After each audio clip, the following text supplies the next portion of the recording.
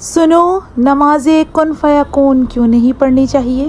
بہترین نماز کن فیکون ایسی نماز ہے جسے پڑھنے سے ہر جائز مراد پوری ہوتی ہے، لیکن اس کا طریقہ کار صحیح معلوم ہونا چاہیے۔ نماز کن فیکون کب اور کیسے پڑھی جاتی ہے، آئیے جانتے ہیں۔ اگر کسی کا اہم ترین کام یا پھر مشکل یا بیماری یا شدید تنگ دستی ہو تو اس شخص کو چاہیے کہ سب سے پہلے شب جمعہ غسل کرے اور خلوص کامل اور خلوص نیت کے ساتھ نماز کن فیکون کو انجام دے۔ اب آ جاتے ہیں نماز کے طریقہ کار پر کہ نماز کیسے پڑھنی ہے۔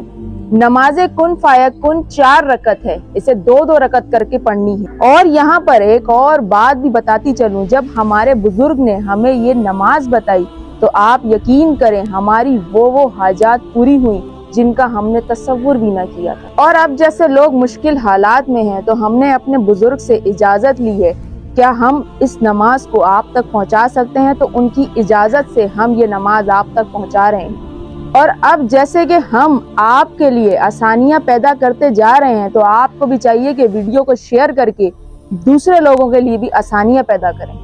اور یقین کریں لوگ لاکھوں روپے لے کر یہ عمل بتاتے ہیں، لیکن ہم آپ کو فی سبیل اللہ یہ بتا رہے ہیں۔ اب جان لیں کہ پہلی رکعت میں آپ نے سورہ الحمد کے بعد 100 مرتبہ سورہ مومن کی آیت نمبر 44 پڑھنی ہے، یہ آپ کو اسکرین پر بھی نظر آ رہی ہوگی۔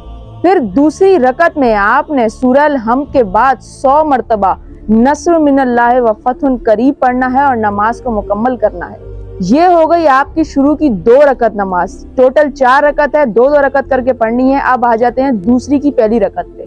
پہلی رکعت میں آپ نے سورہ الحمد کے بعد 100 مرتبہ سورہ شعراء کی آیت نمبر 53 کو 100 مرتبہ پڑھنا ہے۔ پھر دوسری رکعت میں آپ نے سورہ الحمد کے بعد 100 مرتبہ اِنَّا فَتَحْنَا لَكَ فَتْحًا مُبِینًا کو پڑھنا ہے اور نماز کو مکمل کرنا ہے۔ اب جب 4 رکعت مکمل ہو جائیں گی تو آپ نے ایک تسبیح استغفار کی پڑھنی ہے، اور پھر آخر میں آپ نے سجدے میں اپنی جائز حاجت اللہ کے بارگاہ میں پیش کرنی ہے۔